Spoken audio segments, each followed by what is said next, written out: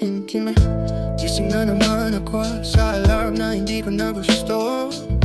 Pilit na umiti kahit ang totoo ay gusto nang matulog ng tuluyan. Ang bawat araw ay parang kopya ng kahapon. Walang bago, walang saysay, pero kailangan kong tumakbo. Sabi lang gawin mo ang gusto mo, pero paano kung hindi ko na alam kung ano ang gusto ko? May apoy ba talaga sa simula o invento ko lang yun? Kasi ngayon ang nararamdaman ko ay ako na lang ng pangarap kong sunod.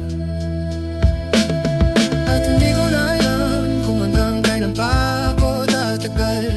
May mga araw na gusto ko nang huminto sa gitna ng laban, pero may isang maliit na boses sa dulang pagod ko. Sabi niya, subukan mo lang ng isang araw pa. Burnout na pero lalaban, burnout na pero nandito pa.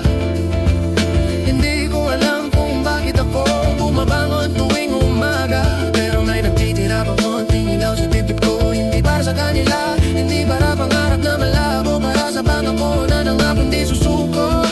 Burnout na pero lalaban, pagod na pero hindi patay.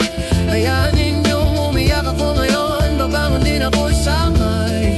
Hindi ko kailangan ng madaling daan, kailangan ko lang marinig na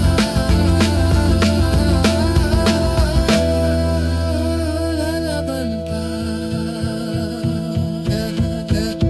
Dati akala ko ang burnout ay para lang sa mga sumuko.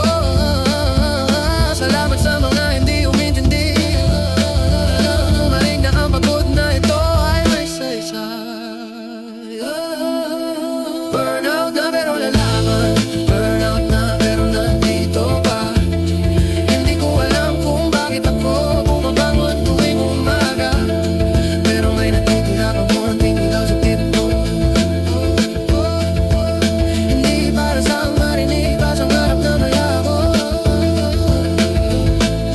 Burnout na pero lalaban, pagod na pero hindi patay. Hayaan ninyong ako ngayon, babangon din ako sa may. Hindi ko kailangan ng madaling daan, kailangan ko lang marinig na ang pagod na ito ay may saysay. Burnout na pero lalaban.